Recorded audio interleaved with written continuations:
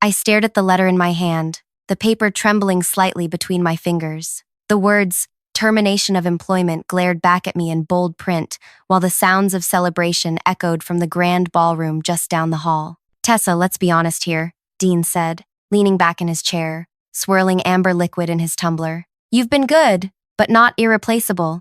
Anyone with basic people skills could do what you do. The office wall behind him was newly adorned with photos from industry awards and magazine features, all showcasing Dean's visionary leadership during his 20 years at the company. I built the entire client management system, I managed to say, my voice steadier than I felt. Our retention rates tripled. He waved his hand dismissively. Systems, paperwork, client hand-holding, that's all basic stuff. The real genius is in the product development and strategic vision. He tapped his temple. That's where the magic happens. Through the glass walls of his office, I could see the elaborate anniversary preparations. A banner reading, "Celebrating 20 years of excellence," hung above a champagne tower. Industry leaders and journalists were already arriving, eager to toast Dean's success. Your final paycheck includes 2 weeks severance, he continued, already scrolling through his phone. Though honestly, that's generous considering your performance reviews. My performance reviews? The same ones where he'd crossed out my innovations and labeled them as standard procedure improvements. You know what? Dean suddenly looked up. You should stay for the party. Have some champagne. Network a little. Might help you land on your feet. The casual cruelty of his suggestion made my chest tighten. He wasn't even aware of the humiliation he was offering, a chance to celebrate his triumph while clutching my termination letter. Thanks, but I should get my things, I replied. He shrugged. Probably better anyway. Tonight's about success stories, not, well. His eyes flicked to the termination letter in my hand. Security will supervise your desk clearing. Company policy. As I turned to leave, he called after me. Oh, and I'll need your system notes before you go. The client contact schedules, your process documents, all of it. I paused at the doorway. There aren't any. What do you mean? 6 years of client management? And you didn't document anything? I met his eyes. You always said paperwork was a waste of time. That results were all that mattered. Something flickered across his face. Confusion, maybe even the first hint of concern. But it vanished quickly beneath his signature confidence. Well, it can't be that complicated, he said with a dismissive laugh. Like I said, anyone could do what you do. As the security guard watched me pack my personal items into a cardboard box, the ballroom down the hall erupted in applause. Dean was beginning his speech. Through the thin walls, I could hear him thanking everyone who had contributed to his success. My name never came up. I walked out of the building with my small box of belongings, passing the valets, parking luxury cars and caterers, wheeling in trays of hors d'oeuvres. One of them, a longtime client's wife, recognized me and waved. I managed a small smile in return. Nobody at the company knew what I'd actually built, not even me until that moment. Wait, before I tell you how this story unfolds, take a second to tap that like button if you've ever been underestimated. Subscribe to hear more stories about justice finally being served. Trust me, you'll want to stick around for how this ends. My name is Tessa Wright, and until 3 hours ago, I was the client relations director at a company that developed specialized technology solutions. I'm 34, live alone with my cat, Pixel, and have spent the last 6 years building something no one understood, not even me, until today. I've always been the person who remembers the details. Not just birthdays and coffee orders, but the subtle threads that connect people to each other. I notice patterns in relationships that others miss.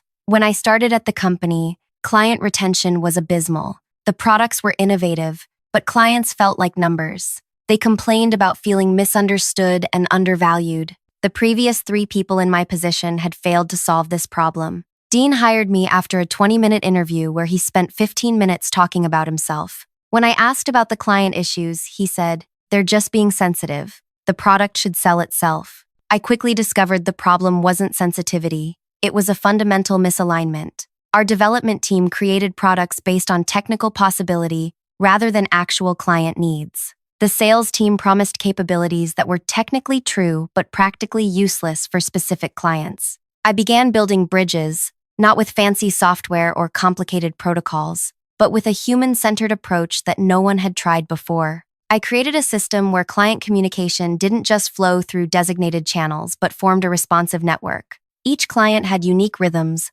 when they needed attention, when they preferred space, how they processed information. I mapped these patterns and taught my small team to recognize them too. We adjusted our communications, deliveries, and support accordingly. The results were immediate. Complaints decreased, renewals increased, client referrals doubled, then tripled. Dean took all the credit. At quarterly meetings, he presented my innovations as his leadership initiatives. When industry magazines requested interviews about the company's remarkable turnaround, he never mentioned me. I told myself it didn't matter. I loved the work and took pride in the relationships I'd built. Until today, the evening after my termination, I sat in my apartment staring at the skyline through my window. My phone remained silent. I wasn't expecting calls. No one at the company would miss me until they needed something. I made tea and considered my options. I had savings, a decent resume, connections in the industry. I could find another position easily enough.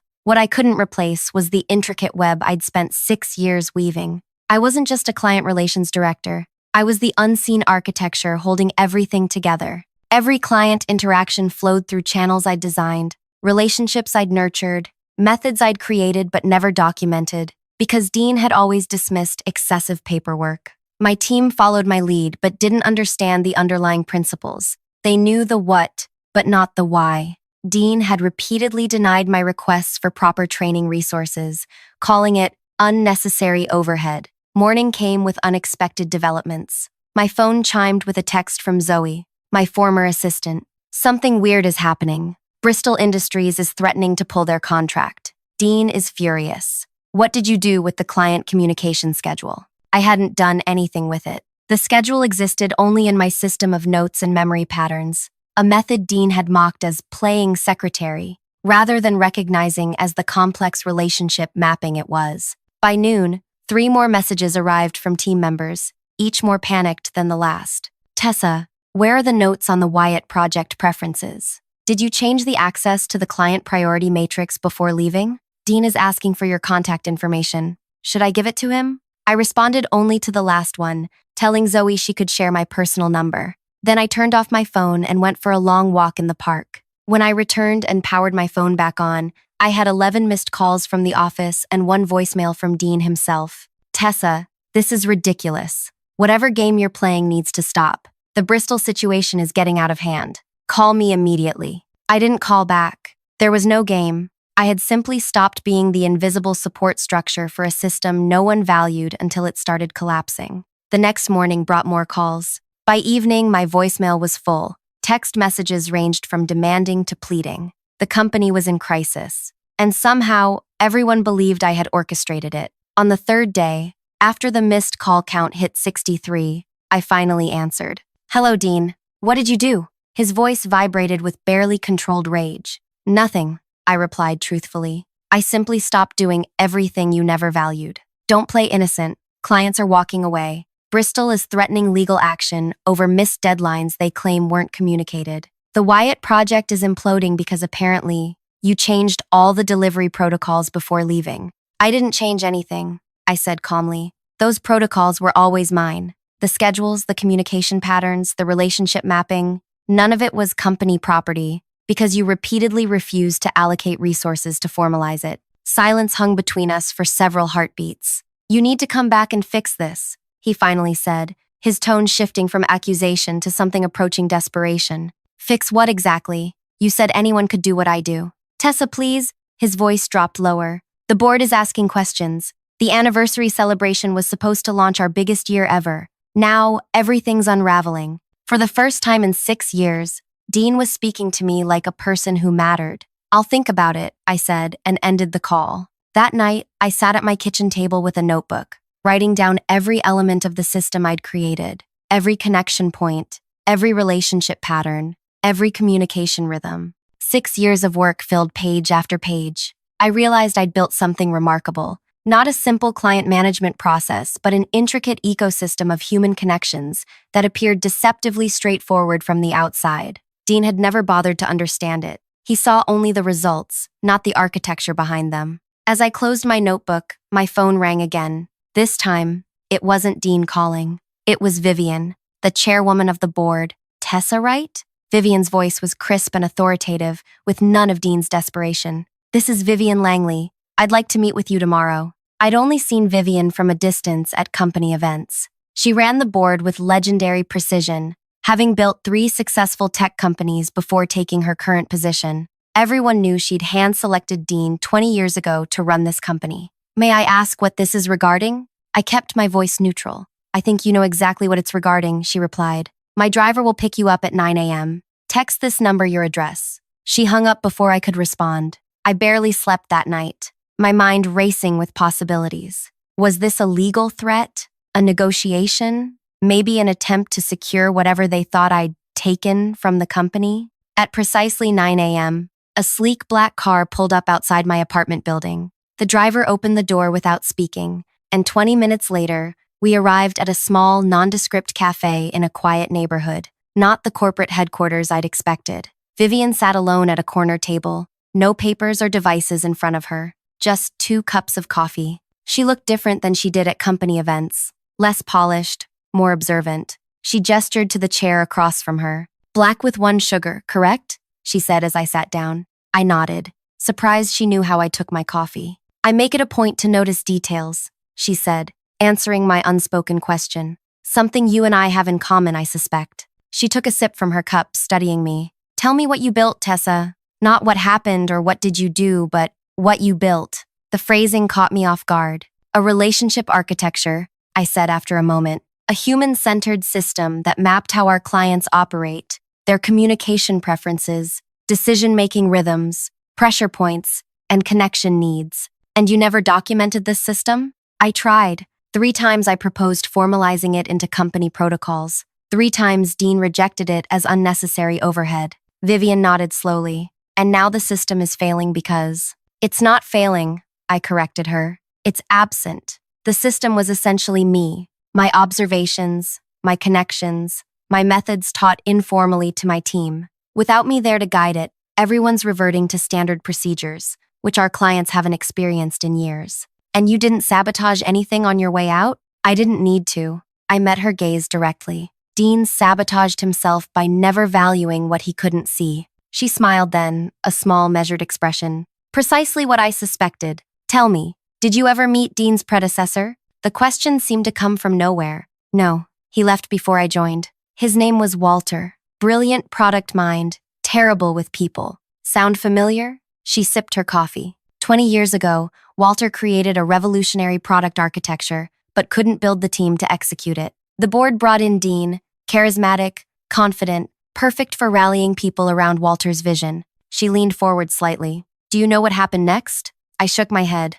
3 months after Dean arrived, Walter was gone. Dean presented Walter's entire framework as his own creation, a fresh vision for the company. The board knew, of course, but Walter had alienated too many people. Dean brought stability and growth, so we let the narrative stand. My mind raced. Dean's celebrated 20-year legacy was built on someone else's innovation. History repeats itself, Vivian continued. For 2 decades, Dean has taken credit for other people's work. His real talent isn't innovation, it's appropriation. He identifies valuable people, extracts their best ideas, then discards them when they start to recognize their own worth. Why are you telling me this? I asked. Because you're different. You built something he couldn't steal, because he couldn't even see it. She set down her cup. The board meeting is Monday. Dean claims you've orchestrated some kind of sabotage. He wants to pursue legal action. My stomach tightened. That's ridiculous. I didn't take or destroy anything. I know, Vivian said calmly. But Dean needs a scapegoat. His precious anniversary celebration has turned into a disaster. 3 major clients have already terminated their contracts. The Wyatt project imploded yesterday when their CEO discovered that promises Dean made weren't actually in the contract. She checked her watch. So here's my proposition. Come back, not to your old position, but as Client Integration Director, reporting directly to me. Triple your previous salary, equity options, and a seat at the leadership table. The offer was stunning. Everything I'd worked for, recognition, authority, proper resources for my team. Yet something felt wrong. And Dean? I asked. Dean will remain CEO for now. The optics of removing him immediately after his 20-year celebration would be problematic. I pictured returning to the office, working alongside the man who had dismissed me so casually, watching him take partial credit for any recovery my system created. I need to think about it, I said finally. Vivian nodded. You have until Sunday evening. My number is in your phone now. She stood to leave, then paused. One more thing. Tessa, Dean doesn't know I'm meeting with you. I'd prefer to keep it that way. After she left, I sat alone, my coffee growing cold. The power to reclaim my position, with advancement, was now in my hands. Yet instead of triumph, I felt hollow. On my walk home, my phone buzzed with a text from a number I didn't recognize. Tessa, it's Hal from Bristol Industries. Heard you left. This explains the chaos. Call me, we should talk. Hal Porter was the operations director at Bristol, our largest client. I'd worked closely with him for 5 years, navigating his company's complex approval processes and communication quirks. If Bristol was truly threatening to walk away, that alone would send our company's stock plummeting. I called him from a bench in the park. There she is, Hal said warmly when he answered. What happened? One day everything's running smoothly. The next we're getting generic emails and missed deadlines. I was let go, I said simply. Dean felt my role wasn't essential. Hal's laugh was sharp and disbelieving. Not essential? You're the only reason we've stayed with your company for the past 4 years. After that implementation disaster with the new system, we were ready to walk until you stepped in. I remembered that crisis well. Dean had pushed through a new product release before it was ready, ignoring warnings from the development team. When Bristol received a half-functional system, I'd spent 3 weeks on-site, working directly with their team to salvage the relationship. Dean took me to dinner last week to celebrate his anniversary milestone, Hal continued.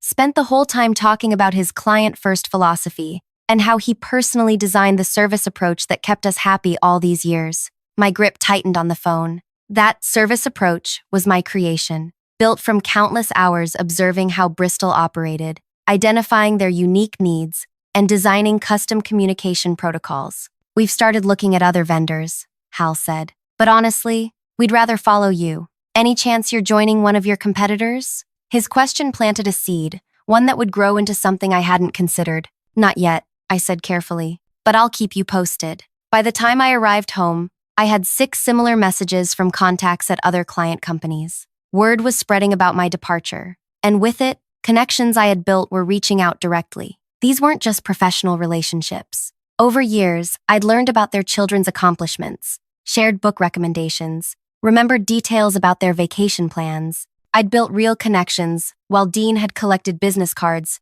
and taken credit for retention numbers. My phone rang again. Dean, for the 4th time today. This time I answered. The board meeting is Monday, he said without preamble, his voice strained. Fix this, and we can discuss your return. Same position, 10% raise. That's your offer? I kept my voice even. What do you want, Tessa? 15%? Fine. But you need to come in tomorrow to start damage control. Bristol is threatening to leave, and they're making noise to other clients. My system wasn't broken, Dean. It was dismissed, just like I was. For God's sake, he snapped, his composure cracking. I've built this company for 20 years. I'm not going to let some glorified customer service rep destroy my legacy over hurt feelings. There it was, the same contempt, just more openly displayed now that he needed something from me. Your legacy, I repeated softly. That's what this is really about, isn't it? Not the clients, not the company, your reputation. Don't psychoanalyze me, he hissed.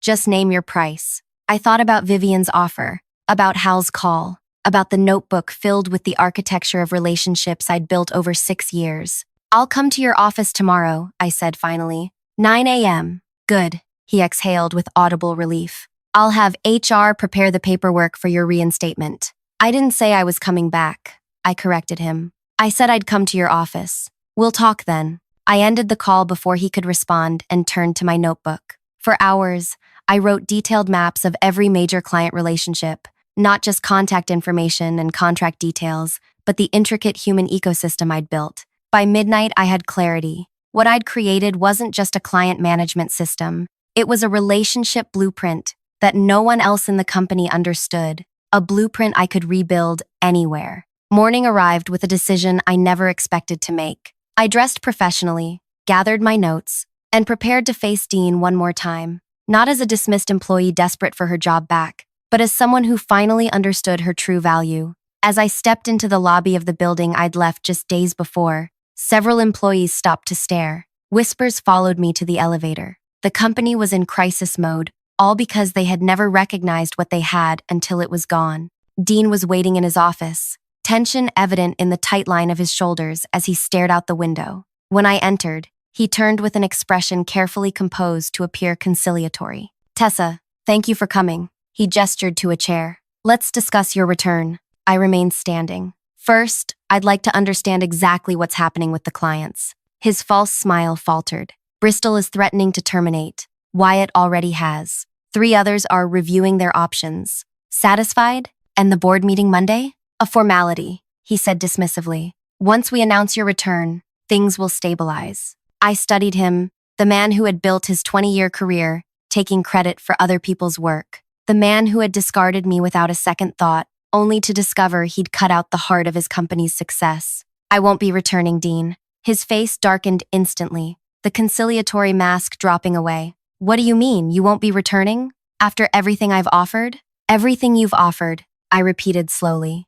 "A 10% raise, my old position, the chance to fix the mess you created by undervaluing my work for 6 years. 15%, he corrected, leaning forward. "And let's be honest, Tessa, you built a decent client communication system, but it's hardly revolutionary. Once you explain it to the team, they'll implement it easily enough." I couldn't help but smile. Even now, he couldn't see what was right in front of him. "That's exactly the problem, Dean. You think I built a system that can be explained in an afternoon and replicated with a few process documents." I opened my notebook and placed it on his desk. "This is what I actually built." He glanced down at the complex web of relationship mappings, communication flows, and personal connection points I'd documented for just one client. "What am I looking at?" he asked, impatience edging into his voice. 6 years of relationship architecture for Bristol Industries alone. Every decision maker, every influencer, every communication preference and personal connection. When their CFO needs detailed analytics before making decisions, but their CEO responds better to high-level summaries with visual aids. How their product team prefers late afternoon calls because mornings are devoted to development sprints. Why their legal department requires contract revisions on Thursdays, not Fridays. I flipped the page. And here's how all those preferences interconnect. How information flows through their organization. Which relationships need nurturing. At which points in the project lifecycle. The exact moment when their team is most likely to consider competing options. Dean's expression shifted as he began to grasp what he was seeing. "You couldn't steal this when you fired me because it wasn't in any company system," I continued. "It existed in my approach, my relationships, my understanding of human patterns that I taught my team through daily guidance. Guidance you repeatedly refused to formalize because you thought it wasn't worth the investment." I closed the notebook. "And Bristol is just one client. I built this for every major relationship in our portfolio." "So that's your play?" His voice hardened. "Withhold information unless we meet your demands? That's extortion, Tessa." "No, Dean. That would be if I were demanding something from you. I'm not." I tucked the notebook back into my bag. "I'm informing you that I've accepted another position." The lie came easily, surprising even me. But I'd made my decision during the night. A decision that would change everything. "With who?" His eyes narrowed. "One of our competitors? That would violate your non-compete." "Not with a competitor," I said calmly. "I'm starting my own client relationship consultancy. My non-compete prevents me from working for direct industry competitors. It doesn't prevent me from offering relationship management services across industries." His laugh was sharp and dismissive. "A consultancy? With what clients? What funding? What experience running a business?" "With the experience I gained building and maintaining the relationship architecture that kept this company profitable for 6 years, I replied. "As for clients, I've already had inquiries from several organizations interested in my approach." This wasn't entirely untrue. Hal's call had planted the seed, and several other clients had reached out expressing dismay at my departure. Dean's confidence wavered visibly. No one will hire a one-person consultancy with no track record over an established company. They might if that person was the actual architect of the relationship system they valued, I said. Especially once they learn that system is no longer in place at their current vendor. His face flushed with anger. "So this is your revenge? Poach our clients?" "I'm not poaching anyone, Dean. I'm offering a service you never valued enough to properly implement or protect. If clients choose to work with me instead, that's their decision." I moved toward the door, then paused. "By the way, I had an interesting conversation with Vivian yesterday. The color drained from his face. What did she say? She told me about Walter, about how you built your 20-year legacy on someone else's innovation. I met his eyes directly. History repeats itself, doesn't it? Except this time, you can't take credit for what you can't even understand. I left him standing there, his carefully constructed image of success beginning to crumble. The weekend passed in a blur of preparation. I registered a business name, created a simple website, and reached out to select contacts who had expressed concern over my departure. By Sunday evening, I had 3 exploratory meetings scheduled for the following week, including one with Bristol Industries. When Vivian called for my answer to her offer, I declined politely but firmly. "I suspected you might," she said, not sounding particularly disappointed. "What will you do instead?" I explained my plan to create a relationship consultancy focused on helping companies build and maintain the kind of client architecture I'd developed. "Interesting," she said. "And if I offered you a consulting contract with our company, not as an employee, but as our first client for your new business?" The offer caught me off guard. "You want to hire my consultancy, even though I just left?" "The board doesn't care about personal grievances, Tessa. We care about results. Dean's 20-year celebration has turned into a 20-day crisis. We need to stabilize our client relationships, and you're clearly the best person to help us do that." "Working directly with Dean would be challenging," I said carefully. "You wouldn't be. You'd work with me and the client teams directly." Her tone shifted slightly. "Dean's position is being reevaluated in light of recent events." I considered the offer. Taking the company on as a client would provide immediate income security for my new venture. It would also place me in the position of teaching others the very system Dean had dismissed as unimportant. "I'll consider it," I said, "after the board meeting tomorrow." "Fair enough," Vivian replied. "I'll call you afterward." Monday morning, I sat in a coffee shop across from the company headquarters, watching people stream into the building. Many looked tense, hurried. News of the client crisis had clearly spread throughout the organization. At 10 a.m., when the board meeting was scheduled to begin, my phone buzzed with a text from Zoe. "Something big is happening. Dean looks terrible. Everyone's talking about you."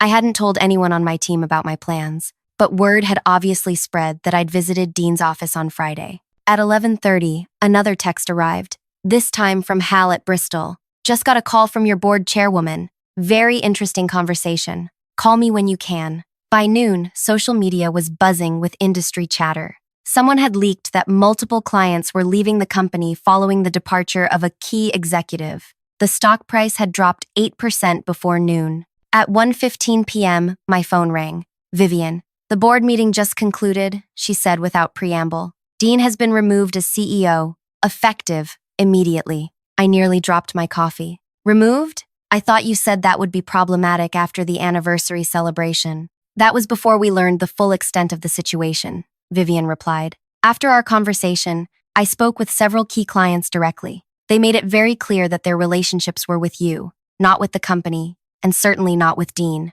She continued. "When confronted with this reality in the board meeting, Dean did not respond well. He accused you of sabotage, claimed you'd violated company policies, and demanded legal action." "None of that is true," I said quickly. "We know." That's when I revealed that I'd already spoken with you and several clients. Dean became unprofessional. He claimed his 20 years of leadership was being undermined by, and I quote, "a glorified secretary who got lucky with a few client handshakes." I winced at the words, so similar to what he'd said during my termination. "At that point," Vivian continued, "I shared something with the board that I'd been holding on to for quite some time, documentation of how Dean had systematically taken credit for other people's work throughout his tenure, including original emails between him and Walter from 20 years ago." My mind raced. "You had those all this time? Why didn't you act sooner?" "The company was succeeding," she said simply. "The board's primary responsibility is to shareholders, not to moral justice." But when Dean's behavior began threatening the company's stability and client relationships, that calculation changed. She paused. "My offer still stands, Tessa. We'd like to engage your consultancy to rebuild the client architecture you created. The board has approved a substantial budget for this project." 4 hours later, I sat across from Dean in a nearly empty restaurant. He had texted me repeatedly after the board meeting, his messages evolving from angry accusations to desperate pleas for a conversation. Against my better judgment, I had agreed to meet him. He looked shattered. his carefully maintained image of success crumbling visibly. The confident CEO was gone, replaced by a man facing the collapse of his 20-year facade.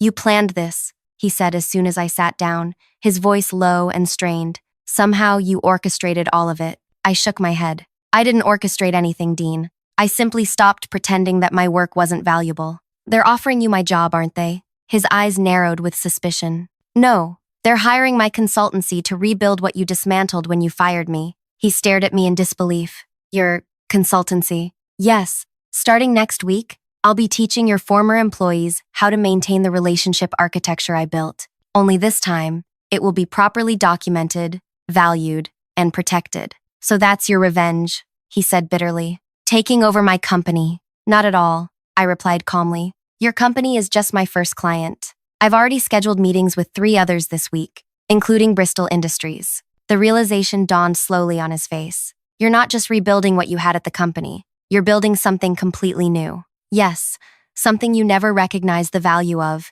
even when it was right in front of you." He was silent for a long moment. "I never thought. I didn't realize." "That's the point, Dean. You never did." 6 months later, my consultancy had grown to a team of 7, with clients across 3 industries. The company that had fired me was thriving under new leadership that valued relationship architecture as much as product development. Dean had taken early retirement, his 20-year legacy overshadowed by the spectacular client exodus that followed my departure. My revenge wasn't about destroying Dean or even punishing him. It was about building something he could never take credit for, something he couldn't even comprehend because he'd never bothered to look beyond his own reflection. The true revenge was simply allowing him to experience the consequences of his own arrogance. The system I built wasn't software or documents. It was an intricate web of human connections he had been too dismissive to notice or understand. In the end, I didn't need to tear down what Dean had built. I just needed to stop holding it up. If you've ever been underestimated,